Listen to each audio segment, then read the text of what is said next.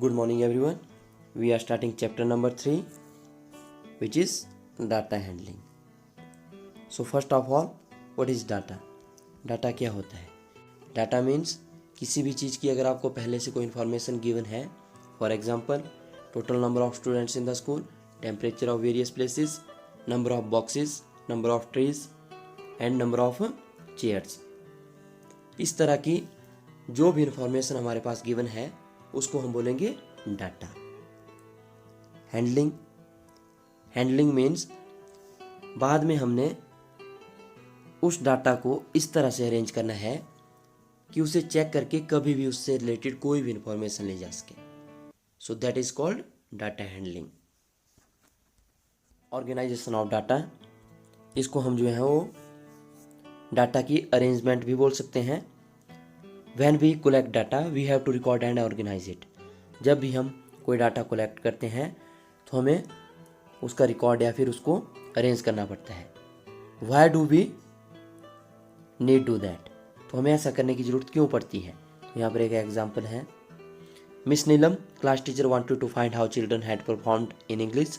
She writes down the marks obtained by the students in following way. तो यहाँ पर जो है वो एक टीचर ने इंग्लिश के मार्क्स लिखे हैं बच्चों के जो आउट ऑफ 50 हैं.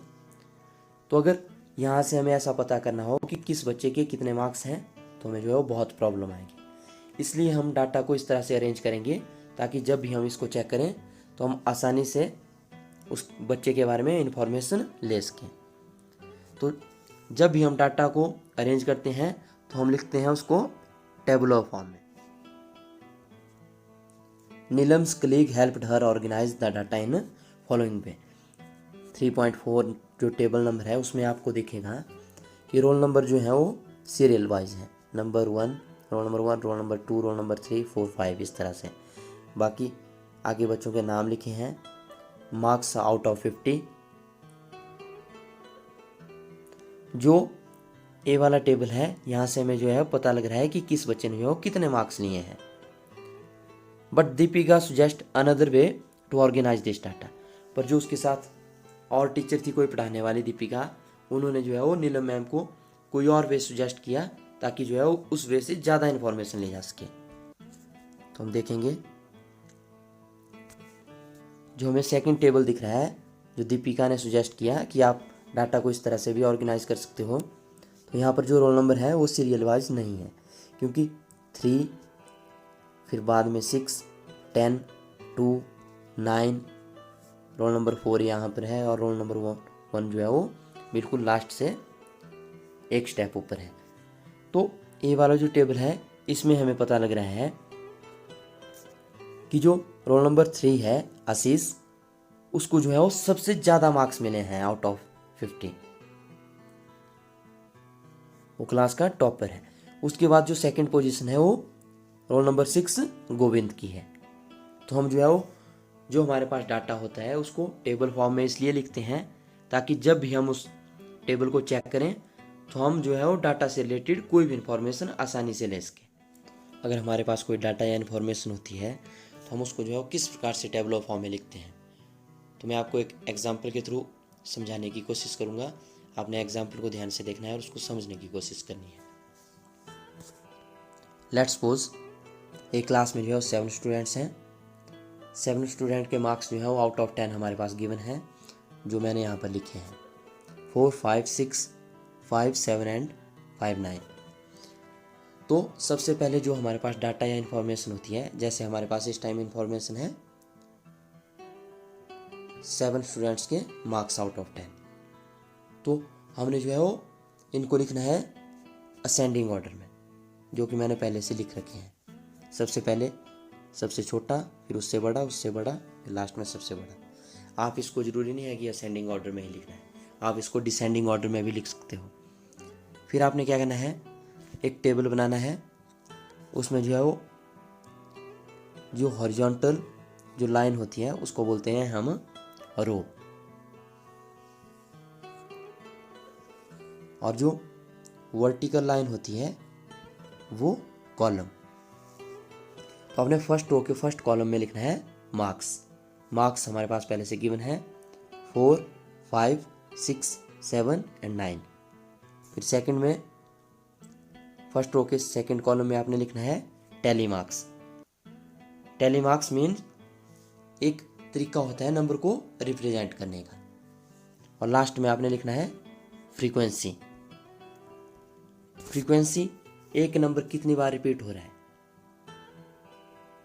जैसे फर्स्ट मार्क्स है हमारे पास 4, सबसे कम मार्क्स है इस टाइम 4। तो 4 की फ्रीक्वेंसी हमने चेक करनी है कि जो टोटल नंबर है ऊपर हमारे पास उनमें 4 जो है वो कितने टाइम रिपीट हो रहा है। तो एक टाइम, तो फ्रीक्वेंसी आ जाएगी 1। टैली मार्क्स भी 1। फिर है मार्क्स 5। जो 5 है वो कितनी बार रिपीट हो रहे हैं, तो आपने फ्रीक्वेंसी देखनी है 5 की। 1 2 3 टाइम्स रिपीट हो रहा है 5 जो नंबर है, तो फ्रीक्वेंसी आ जाएगी इसकी 3। और यहाँ पर टैली मार्क्स में 1 2 3 ऐसे 3 वर्टिकल लाइंस। उसके बाद 6 जो है वो कितनी बार रिपीट हो रहा है, 1 टाइम, टैली मार्क्स 1। इस तरह से। तो जब हम टैली मार्क्स लिखते हैं तो जैसे 1 लिखेंगे तो इस तरह से, 3 लिखेंगे, 4 लिखेंगे, सेम उतनी लाइंस। बट जब हम 5 लिखते हैं तो 1 2 3 4 इस प्रकार से लिखना है आपने। और जो 5th के लिए जो है हम ऐसे डायगोनल लाइन लगाते हैं, काटते हैं इसको, तो ये बन गए 5 6 7 8 9 10 लिखना है। फिर से 5 के लिए डायगोनल लाइन, इस तरह से 5 लिखते हैं। तो ये हो गए tally marks. Now let's come to the next topic. कुछ कंसेप्ट ऐसे हैं इनको आपने अच्छी तरह से समझना है, क्योंकि जो डाटा हैंडलिंग वाला जो हमारा चैप्टर है उसमें जो ज़्यादातर क्वेश्चन है वो इन्हीं के ऊपर बेस्ड है। तो फर्स्ट है अर्थमेटिक मीन। अर्थमेटिक मीन को हम शॉर्ट में मीन भी बोलते हैं। Mean means average of data. जो डाटा की जो एवरेज होती है उसको मीन बोलते हैं। तो the most common representative value of a group of data is the arithmetic mean. जो डाटा ग्रुप की जो मोस्ट कॉमन रिप्रेजेंटेटिव वैल्यू होती है उसको बोलते हैं अर्थमेटिक मीन। अगर हमसे अर्थमेटिक मीन निकालने के लिए बोला गया हो क्वेश्चन में, तो उसके लिए हम फॉर्मूला यूज करते हैं sum of all observation upon number of observation. जैसे मान लो number of students in the school हमारे पास हैं, डाटा गिवन है हमारे पास। फर्स्ट क्लास में 7 है, सेकंड क्लास में 9 है, थर्ड क्लास में 10 है, फोर्थ क्लास में 5 है, फिफ्थ क्लास में 12 है। तो हमसे अगर बोला गया हो कि हमने जो इस डाटा की अर्थमेटिक मीन निकालनी है, तो हम फॉर्मूला यूज़ कर लेंगे sum of all observations upon number of observations. इस फॉर्मूला को हम जो है वो यूज़ कर लेंगे।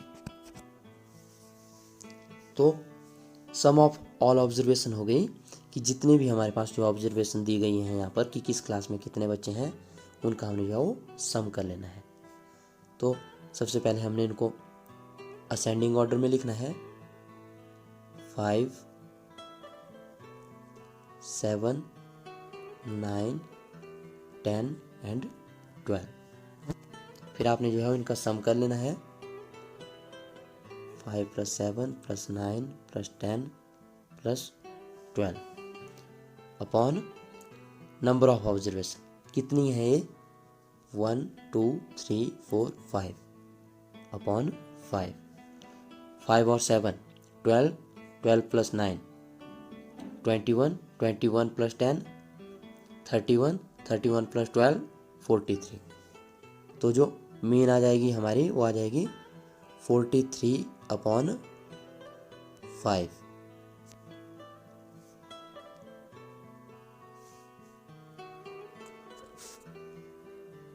तो आपने जो है उस फॉर्मूला को अपनी कॉपी पर नोट कर लेना है। Mean equal to sum of all observations upon number of observations.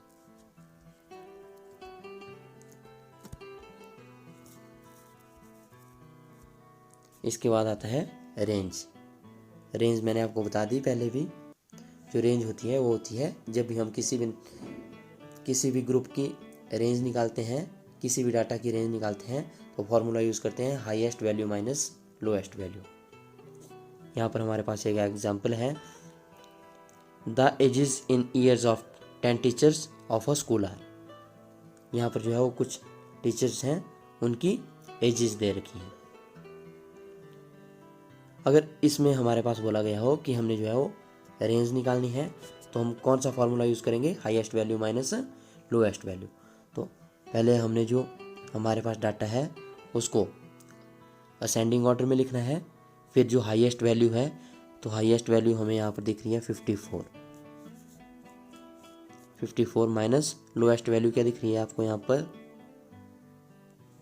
23।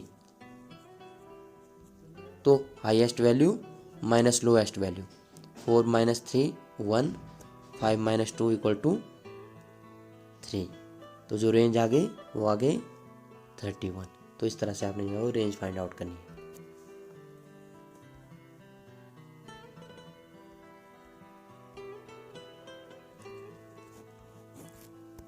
और इसमें जो है वो एक होता है मीडियन।